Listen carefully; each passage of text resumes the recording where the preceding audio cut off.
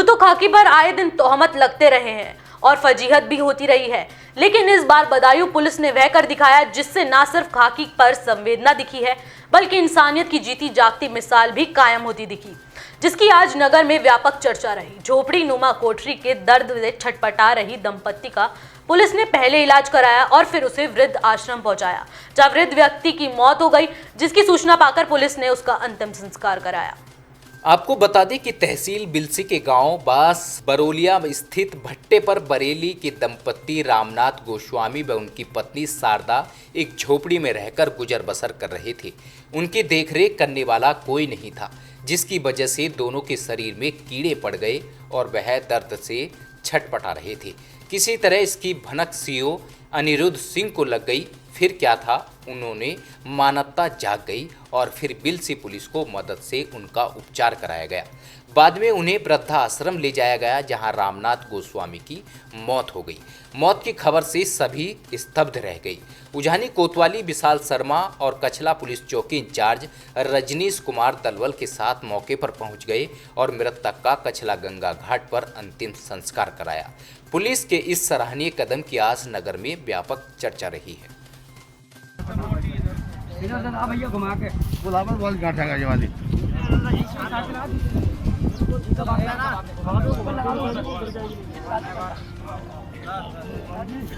UP के बदायूं में दिल दहला देने वाली एक ऐसी वारदात सामने आई है जिसे सुनकर सभी की रूह कांप जाएगी। वहीं पुलिस की कार्य प्रणाली को देखते हुए लोगों का पुलिस पर से विश्वास ही उठ जाएगा।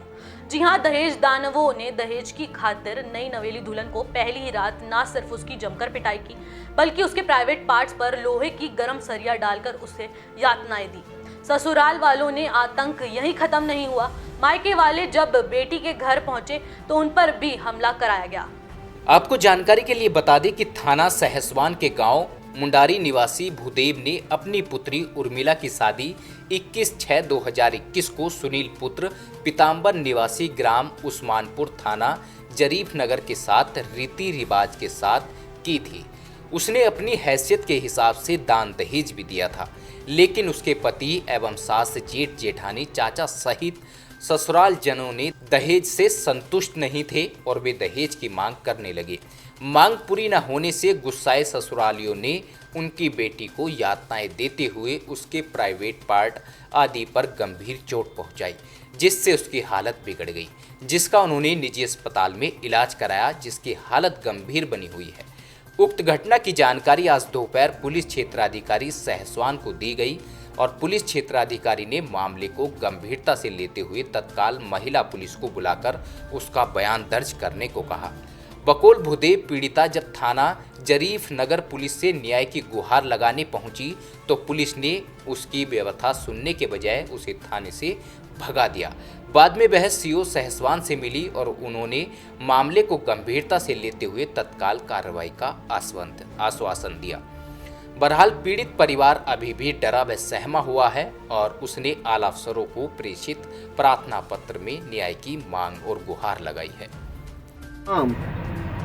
क्या नाम है तुम्हारा? गोरे मिला। अच्छा, बात बताओ, क्या प्रकरण है?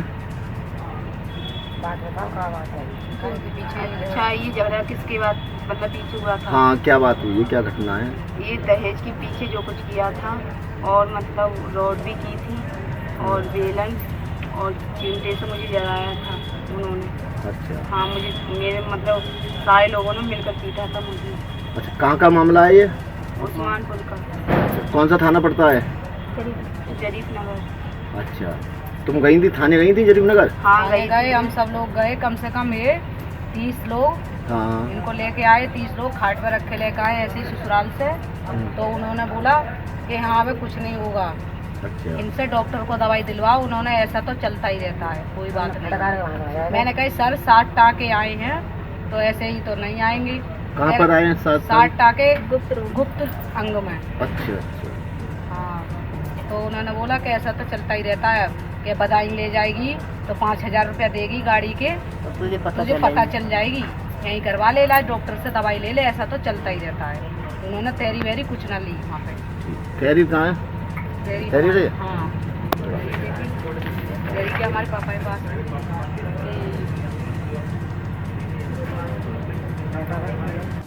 ये प्रकरण जरीफ नगर थाना क्षेत्र से संबंधित है, जिसमें एक विवाहित महिला ने अपने ही ससुराल पक्ष के लोगों पर दहेज प्रताड़ना से संबंधित कतिपय गंभीर आरोप लगाए हैं। इस संबंध में जरीफ नगर थाना पर FIR पंजीकृत कर ली गई है और मुख्य आरोपी पति की गिरफ्तारी भी कर ली गई है। जो भी विवेचना के दौरान तथ्य आएंगे उनके आधार पर अग्रिम विधिक कार्रवाई की जाएगी। बदायूं से संजीव सक्सेना की रिपोर्ट। प्रधानमंत्री आवास योजना के तहत जब गरीब परिवारों का आवास स्वीकृत हुआ तो उनकी खुशियों का ठिकाना नहीं रहा। योजना के तहत पहली किस्त मिली तो ज्यादातर लाभार्थियों ने अपना कच्चा मकान गिरा दिया और उसी स्थान पर प्रधानमंत्री आवास योजना के तहत पक्का मकान का निर्माण शुरू कर दिया। लेकिन उन्हें क्या पता था कि आवास योजना की पहली किस्त के बाद दूसरी और तीसरी किस्त अटक जाएगी। लेकिन पिछले 6 महीनों से ज्यादा समय बीतने के बाद भी आवास योजना की दूसरी किस्त लाभार्थियों को नसीब नहीं हो पाई है। देखिए हमारी खास रिपोर्ट। आपको बताते चले कि संत कबीर नगर जनपद में एक ऐसा ही मामला बेलहर कला विकास खंड क्षेत्र के गांव पंचायत परासी गनवरिया का सामने आया, जहां पर जिम्मेदार अधिकारियों की घोर लापरवाही सामने नजर आ रही है। जहां पर प्रधानमंत्री आवास योजना के तहत पात्र 31 लाभार्थियों को आवास तो आवंटन कर दिया गया, लेकिन मजे की बात तो ये है कि पिछले 6 महीने से गरीब परिवार दूसरी किस्त पाने के लिए दर दर की ठोकरें खा रहे हैं। हाँ, क्या किस्त मिली है? एक दूसरे किस्त आपको ना बहन मिलल साहब। तो कैसे आप लोग रह रहे हैं? अब ऐसे गुजारा थे मड़ई डाल के दौड़ दौड़ के जाइला साहब लोग क्यों जन भेटिए नहीं होते। ब्लॉक बजाती हैं आप? हाँ, भेटिए नहीं होते। यहाँ कोई आपके जानकारी लेने कोई अधिकारी नहीं नहीं आया? क्यों नहीं साहब आए। कितना दिन हो गया किस्त मिली आपको? 6 महीना। क्या नाम है आपका? ललिता ललिता जी, आपको आवास मिला है? जी, कब मिला था? 6 महीना पहले। काम चल रहा घर का? अब का काम चली साहब, पहले 6 महीना पहले वही 40,000 दिए थे, वो ने में पड़ा। तब से हम लोग दूसरे घर में रहते हैं, छोटे छोटे बच्चे हैं। पहले से घर नहीं है आपके पास? नहीं, कुछ भी नहीं, हम लोग दूसरे के घर में रहते हैं। परिवार के कब लोग कहाँ रह रहे हैं सब? हमारे पति नहीं है। अच्छा। छोटे छोटे बच्चे हैं, दूसरे के घर में रहते हैं। बारिश का दिन आ गया। हाँ, कभी कभी सर इतना बारिश होता कि खाना बनता नहीं कभी कभी। तो क्या ये जो बरसात का समय आ गया है, इस संबंध में कोई अधिकारी देखने तक आए हैं आपकी आवाज? नहीं, कोई नहीं आया, अभी तक नहीं आया।